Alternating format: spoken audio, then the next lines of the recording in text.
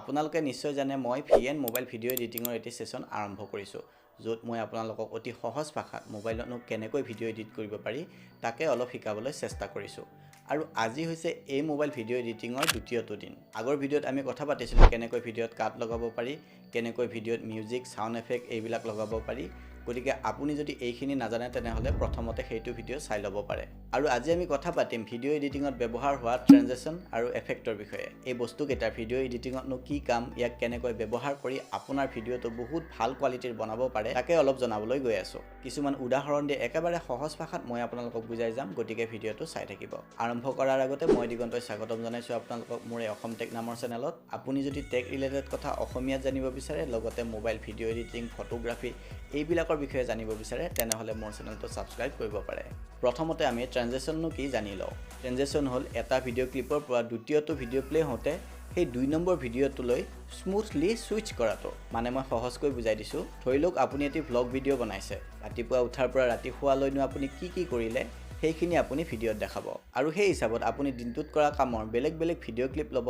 যেনে ধৰক আপুনি শুই উঠুতে এটি ভিডিও ক্লিপ ললে তাৰ পিছত মৰ্নিং ৱাক গল তাৰে এটি ক্লিপ ললে চাহ কফি খালে তাৰে এটি ক্লিপ ললে এতিয়া আপুনি সেই ভিডিও ক্লিপবোৰ একলগ কৰি যেতিয়া ভিডিওটো এডিট কৰিব এটা ক্লিপৰ পৰা আন এটা ক্লিপ প্লে হতে হঠাৎ প্লে হ'ব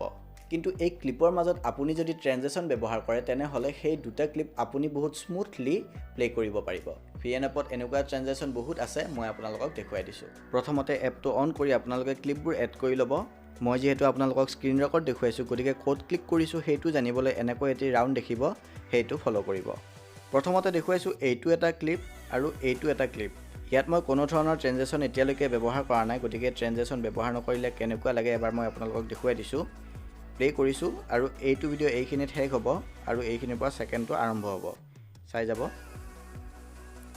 দেখিছে এতিয়া প্ৰথম ভিডিওটোৰ পৰা সেকেন্ডটো প্লে হতে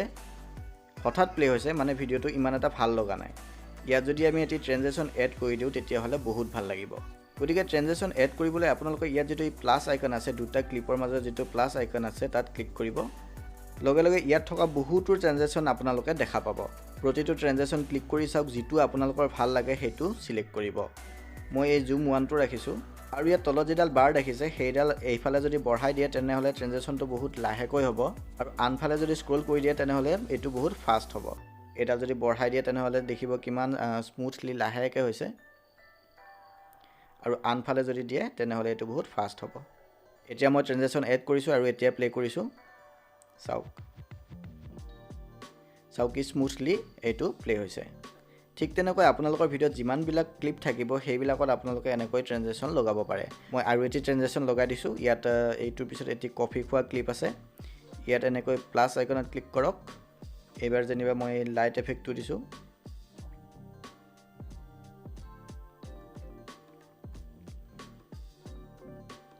প্লে কৰি চাও